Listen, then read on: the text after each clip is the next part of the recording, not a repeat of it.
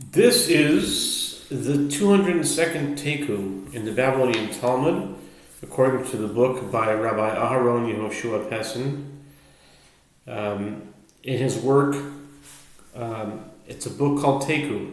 It's published probably about 19 years ago. And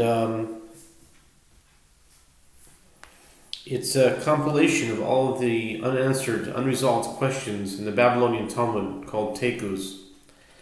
And I've been going through each one from his book, one by one, I started on June 19th, 2025, which was 202 days ago. I mean, today is the 202nd day, so it was 201 full days ago, and today's day 202, because it's Taiku 202, because I've been doing one per day.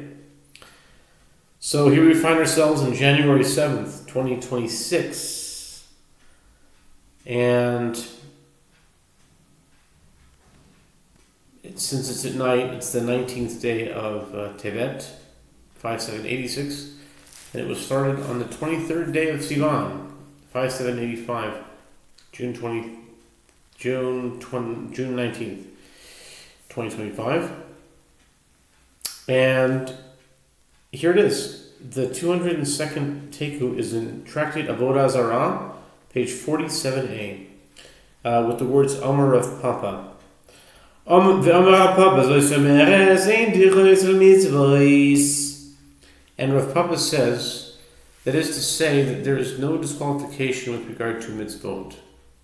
Once the cause of the exemption from the obligation is removed, one is once again obligated to fulfill the mitzvah. If so, Resh Lakish's dilemma is resolved. The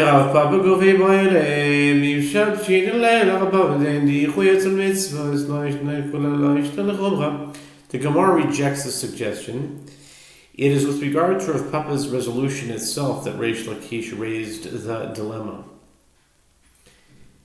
Is it obvious to Rav Papa, based on the discussion with regard to the blood, that there is no disqualification with regard to mitzvot, and there is no difference whether that ruling leads to leniency, as in the case of the worshipped tree, whose status as an object of idol worship was revoked, thereby permitting its lulav branch to be used for a mitzvah.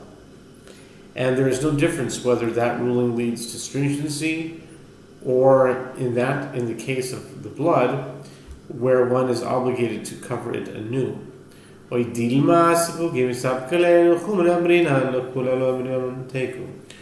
perhaps is he uncertain, and therefore when that ruling leads to stringency, we say that there is no disqualification with regard to mitzvot, and one must perform the mitzvah. But when that ruling leads to leniency, we do not say that there is no disqualification with regard to mitzvot.